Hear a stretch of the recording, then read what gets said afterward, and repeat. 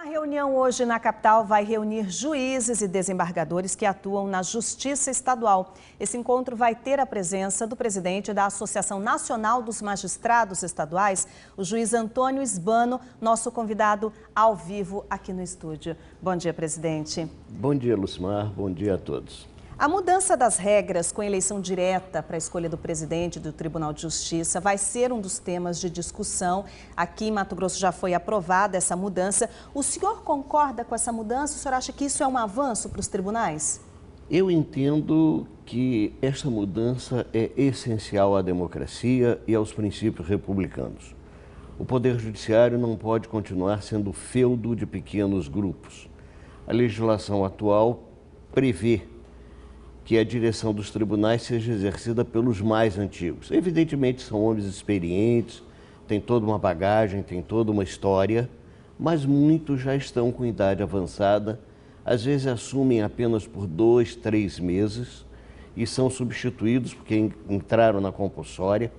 Isso impede que se tenha uma continuidade de gestão, impede que se tenha um planejamento a curto, a médio, a longo prazo.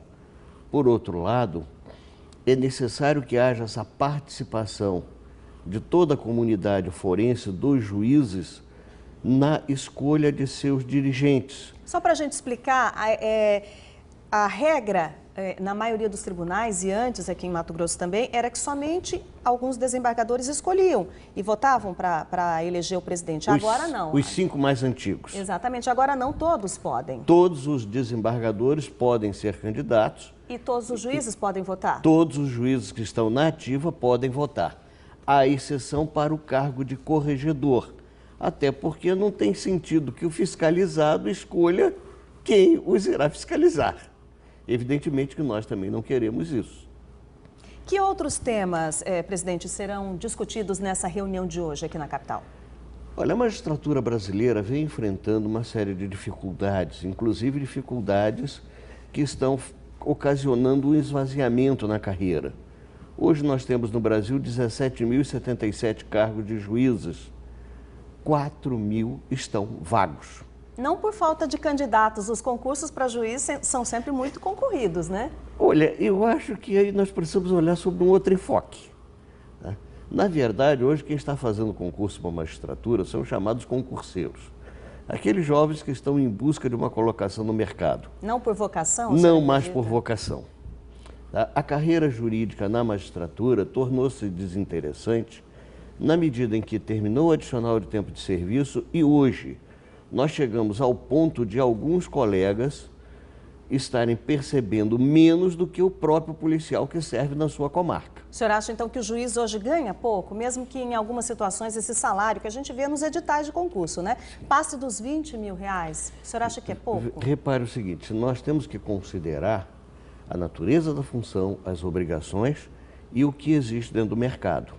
Um advogado sênior numa multinacional vai ganhar aí 30, 35, 40 mil reais.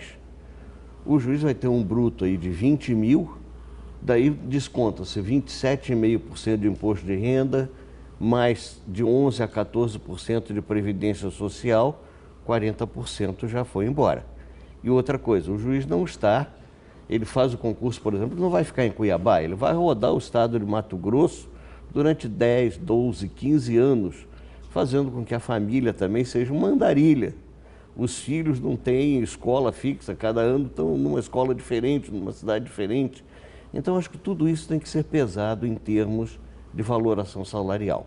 Outro tema que tem gerado muitas discussões ultimamente são aquelas metas do CNJ, o Conselho Nacional de Justiça, para que os tribunais sejam mais eficientes. Agora os juízes têm meta para que os processos não fiquem tanto tempo atrasados. Qual que é a principal dificuldade, presidente, nessa questão do andamento dos processos nos tribunais? O estabelecimento de metas é uma medida salutar. Neste ponto, o Conselho Nacional de Justiça está correto. Agora, o que nós precisamos pensar é o seguinte, existe estrutura para se atingir essas metas? Se nós olharmos em nível Brasil, nós vamos ver que a maior parte das comarcas, principalmente as de interior, sequer tem quadro funcional. As varas só estão abertas porque os prefeitos emprestam funcionários do município. Falta estrutura geral. Então falta pessoal qualificado, falta equipamento tecnológico.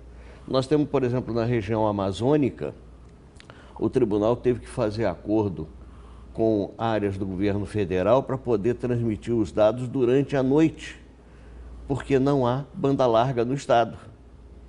Então nós queremos avançar, estipulamos metas, mas não damos os recursos. Por outro lado, essa deficiência que nós temos hoje no quadro de magistrados faz com que um juiz muitas vezes acumule cidades que estão a 200, 300 quilômetros de distância.